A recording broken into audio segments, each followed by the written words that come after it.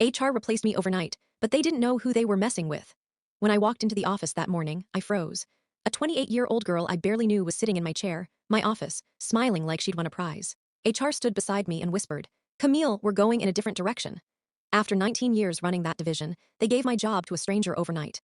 But the real nightmare didn't start until my phone buzzed with a message. "She didn't take your job, she was placed, and you're not the only one they're coming for." I built that department from nothing. 2 decades, late nights, big clients. I wasn't a legacy leader.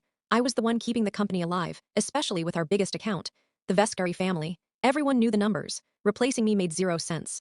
But watching that girl, Brielle, pretend my team was hers, it felt calculated. Like she was waiting for me to break. I didn't. I opened the attachment in that anonymous email, and that's when everything snapped into focus. It was a confidential document. Succession plan, remove legacy leadership, replace with assets.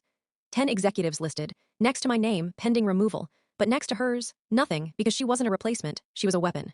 Then I saw the initials, primary architect, BH. At first I thought it was her. Then my mentor pulled me into my office and told me the truth. It wasn't her. It was the CEO pulling strings, and she was helping him. But before we could process it, my phone buzzed again. A photo of my daughter, taken 10 minutes earlier, and a text from Brielle, "Stairwell now or your kid pays." I didn't go to the stairwell she chose. I went to the opposite one. And that's where I found someone shaking in the dark, Ethan, the HR rep. He cracked instantly. Brielle had blackmail on him, on others, on the CEO, and she wasn't working for the company at all. She had been funded, groomed for years by someone outside. Her mother worked for the Vescari family, he whispered.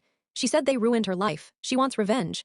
Suddenly everything connected. The stolen documents, the push to take my seat, the obsession with the Vescari account. Then my email pinged, a video of Brielle standing with a man wearing a silver crest ring. The Vescari crest, not my client, but his brother. A disgraced Vescari heir funding Brielle to destroy his own family. She held up a flash drive. "All their secrets," she said. "Affairs. Money, crimes, my mother's story. Tomorrow I burn them, unless the patriarch walks into that meeting alone." She didn't just want access, she wanted to collapse a dynasty, and she was using me to do it. I turned on the recorder I'd hidden in my pocket. Caught every word she'd said. Sent the file straight to the detective my mentor had on standby. Sent the video to the real Vescari heir, my client. And within 30 minutes, cops stormed the building.